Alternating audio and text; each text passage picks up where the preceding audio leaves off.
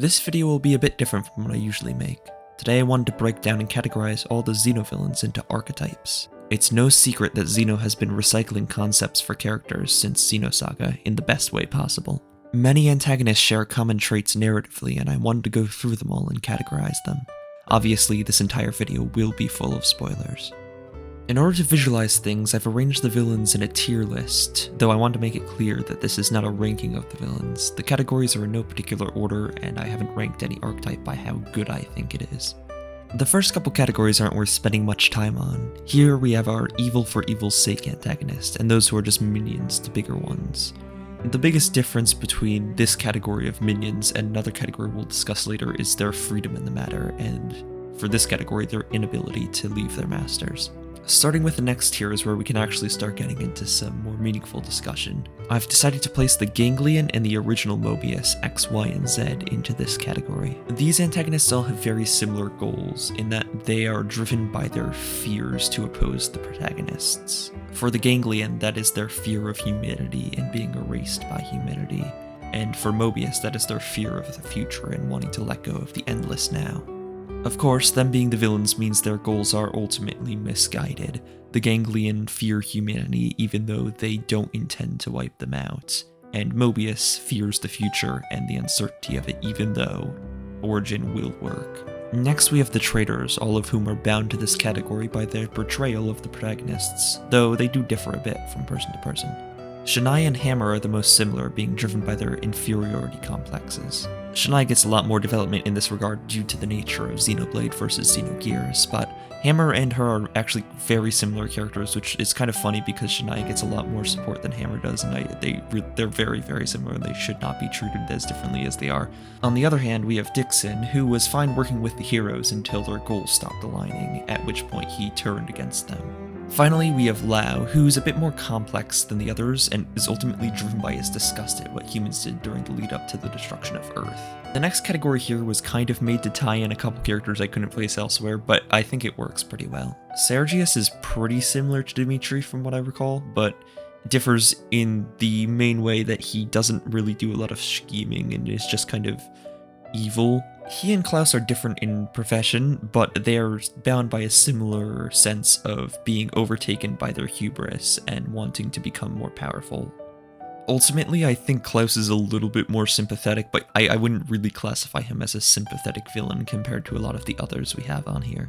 This next group of villains is defined by their unerring devotion to their goals, no matter the cost. Margulis stands out a little bit here due to his more grounded goals, but they are all quite similar, I believe. Maya is standing in here for herself as well as the Gazelle Ministry, and Alvis here represents Alpha from Future Redeemed since this tier list is a little bit old. These villains don't really see people as people and more just as tools to fulfill their own goals.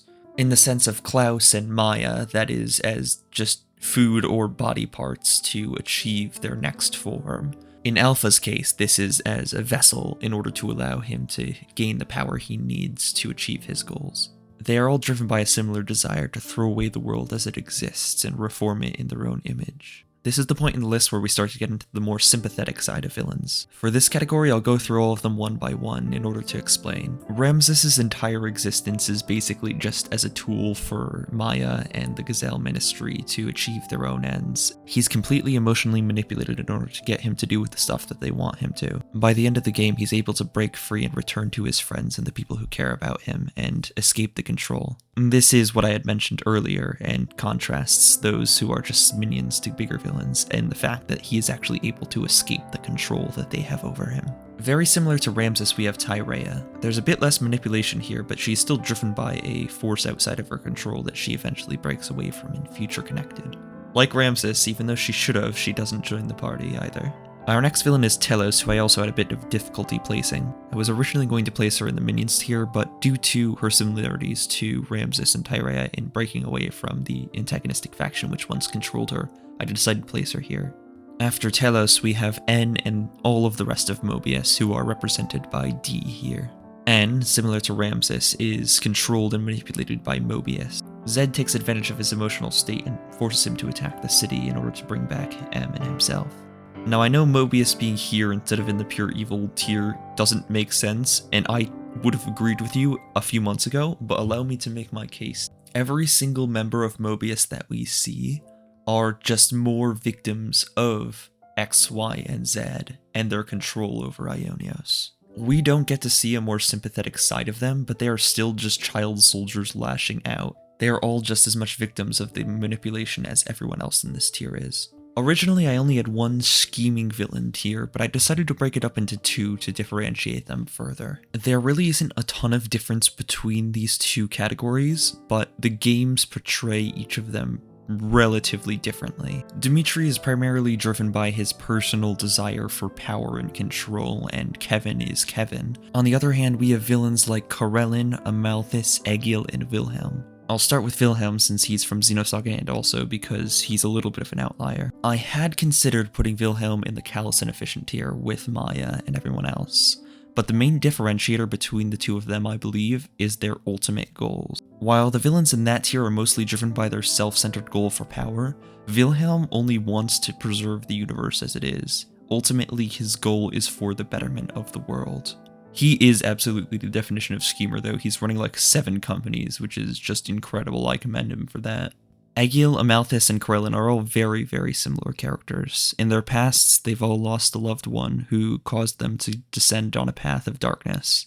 They're unified not just in their backstory, but in how they achieve power in the world through scheming and control over various organizations.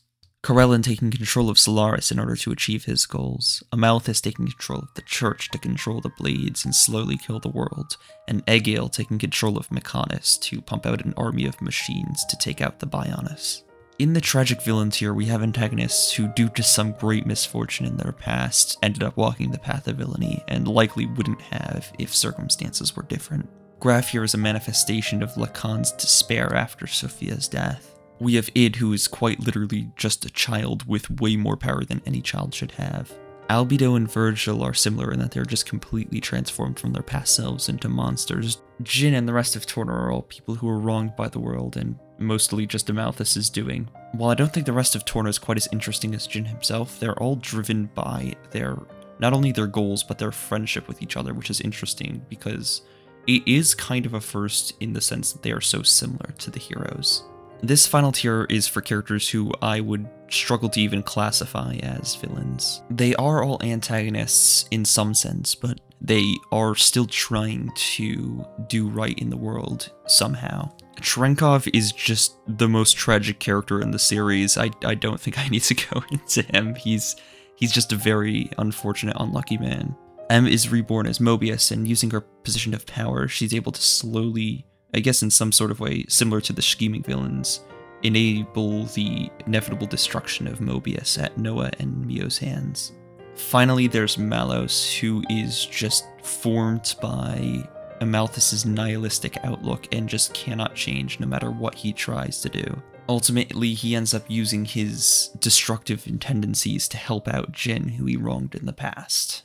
Now, having gone through the entire tier list, I want to make it clear that I don't think these categories are that solid and unmalleable. N, for example, has just as much in common with Ramses as he does with Graf. These characters and villains are all very complex and well written. This is just how I decided to classify them, as I thought made sense. I would absolutely love to hear how you guys would classify these villains or rearrange them from how I've put them, so please let me know down below.